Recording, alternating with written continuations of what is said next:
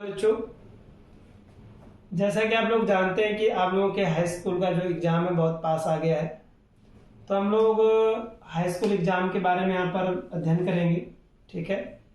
और high school का जो बोर्ड का पेपर है आप लोग जानते हैं, बहुत आप लोगों के लिए बहुत अहम होगा, इम्पोर्टेंट होगा। तो हम गणित के बारे में आप लोगों को पहला चैप्टर लिए यहाँ से त्रिकोणमिति। आप तो कुछ पढ़े होंगे आप लोग, हम यहाँ से स्टार्ट कर रहे हैं। फिर भी आप लोगों को जिस चैप्टर में कोई दिक्कत होगी तो आप पूछ सकते हैं। हम लोग आज पहला चैप्टर यहाँ से स्टार्ट करेंगे त्रिकोणमिति से, ठीक है। त्रिकोणमिति के एक एक पार्ट से एक एक जो छोटा अंग वहां से हम स्टार्ट करेंगे और लास्ट तक हम लोग चलेंगे, ठीक है।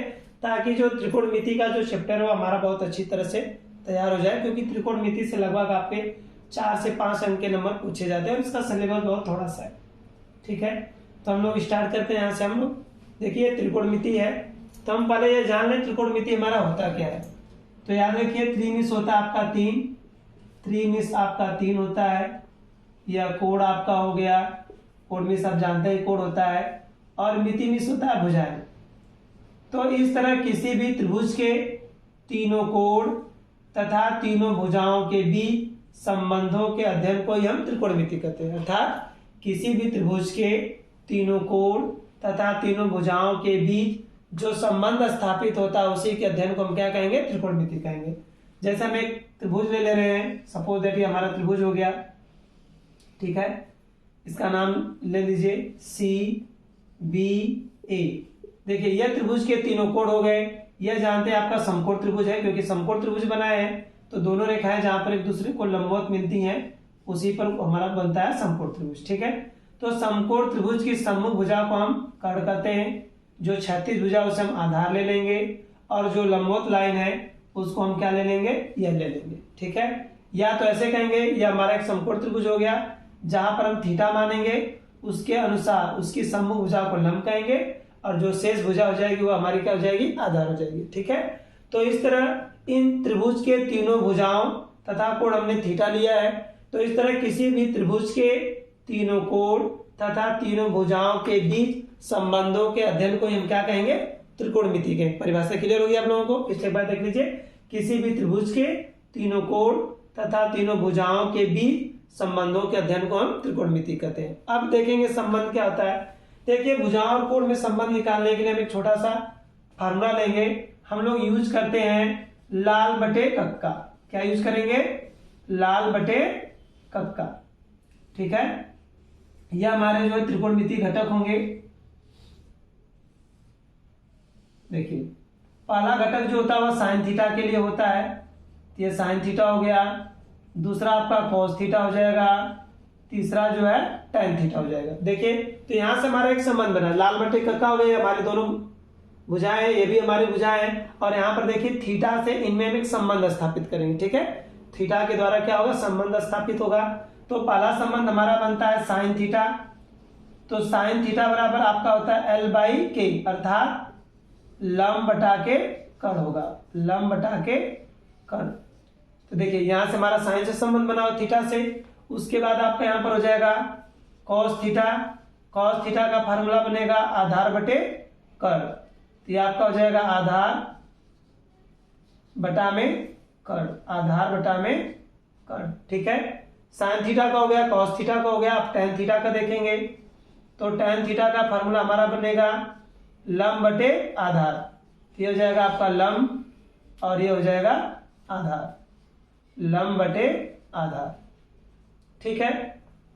अब हम क्या करेंगे, इस संबंध को व्युत्क्रम करेंगे। तो ये जो लाल बटे कक्का इसी को यदि हम व्युत्क्रम कर दें, उलट दें, तो ये हमारा बन जाएगा कक्का बटे लाल, कक्का बटे लाल, ठीक है। इसमें भी हम संबंध बनाएंगे। तो यहाँ पर जो घटक होंगे वह भी आपके व्युत्क्रम हो जाएंगे, ठीक है। तो यहां पर आपका घटक हो जाएगा क्या आपका साइन। देखिए साइन का, तो साइन का ठीक व्युत्क्रम होता है कोसेक थीटा। क्या होता है हम लोगों का, कोसेक थीटा।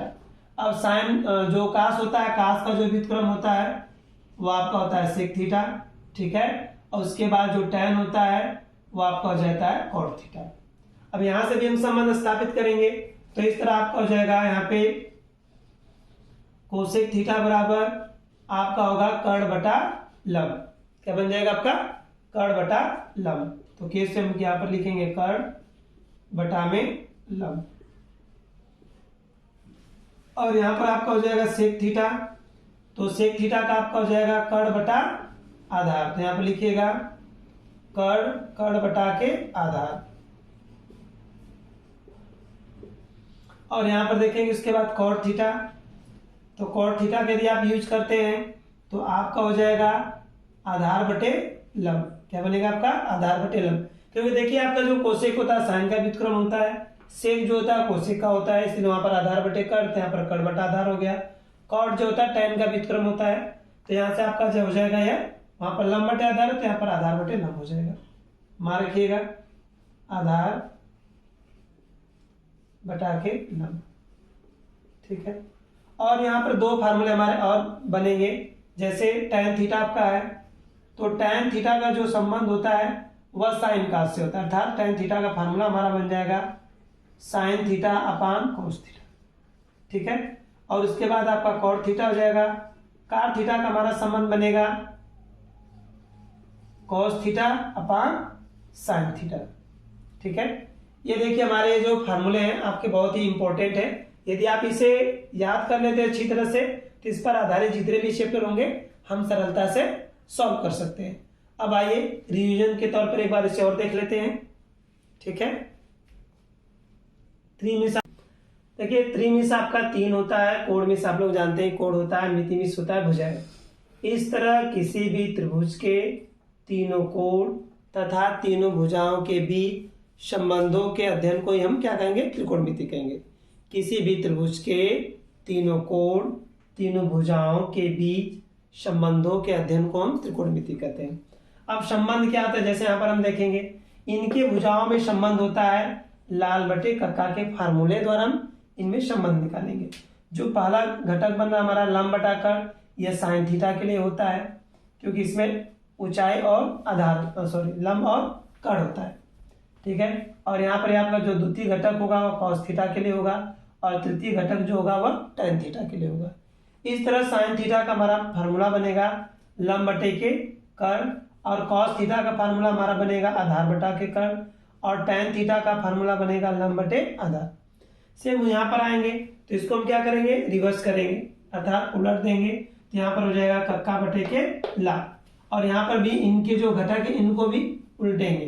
तो साइन का जो व्युत्क्रम होता है वह कोसेक थीटा होता है, कॉस थीटा का जो व्युत्क्रम होता है वह सेक थीटा होता है, और टैन थीटा का जो व्युत्क्रम होता है वह कॉट थीटा होता है। तो इसकी सहायता से हम फार्मूला बनाएंगे, तो यहाँ पर आपका हो जाएगा कोसेक थीटा बराबर कर्ण बटा के लंब, और सेक थीटा बराबर हमारा होगा कर्ण बटा आधार, और कॉट थीटा बराबर होता है आधार बटे लंब, और यहाँ पर आपका है टैन थीटा बराबर sine theta upon cos theta, और यहाँ पर आपका है कॉट थीटा बराबर cos theta upon sine theta. अब हम क्या करेंगे? इस पर आधारित कुछ प्रश्न देखेंगे। यदि इस पर आधारित प्रश्न आते हैं तो हम उसको कैसे सॉल्व करेंगे। इस पर आधारित आपके 3 या 4 प्रकार के क्वेश्चन होते हैं, बारी बारी हम 3 या 4 प्रकारों के क्वेश्चन को देखेंगे।